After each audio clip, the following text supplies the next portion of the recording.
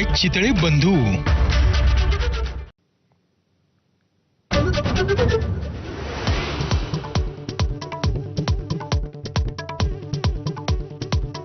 संतोष देशमुखांच्या अपहरणासाठी वापरल्या 2 गाड्या, अमानुषपणे मारहाण, आरोपी सुदर्शन घुलेचा जबाब एबीपी माझावर।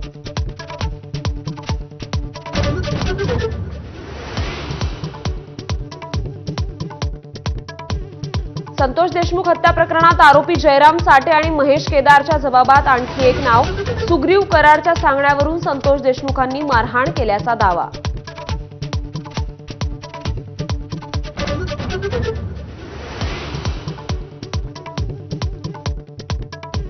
दिशा सालियन मृत्यू प्रकरणात नवा अँगल, वडिलांचे विवाहबाह्य संबंध आणि आर्थिक चुनचणीतून आत्महत्या असा पोलिसांचा निष्कर्ष।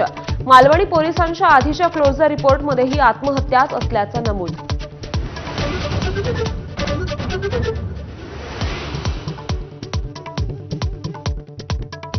कॉमेडियन कुणाल कामराला मद्रास हायकोर्टाचा दिलासा, 7 एप्रिलपर्यंत अटकेपासून अंतरिम दिलासा। येत्या 31 मार्च रोजी कामरा मुंबई पोलिसांसमोर चौकशीसाठी हजर राहणार।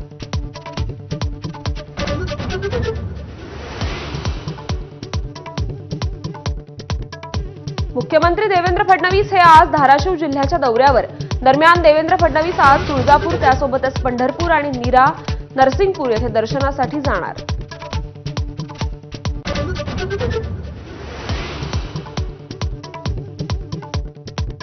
केंद्र सरकारच्या कर्मचाऱ्यांसाठी खुशखबर, महागाई भत्त्यात 2% वाढ, महागाई भत्ता 53%वरून 55%वर।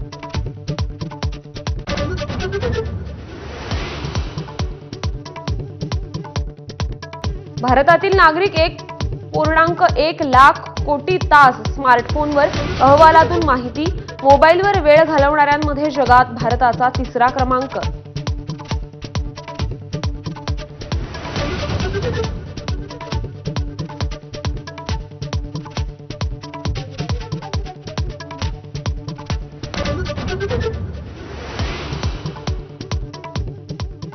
नमस्कार, सुप्रभात। बुलेटिनमध्ये हेडलाईन्स नंतर गावखेड्यांच्या बातम्या।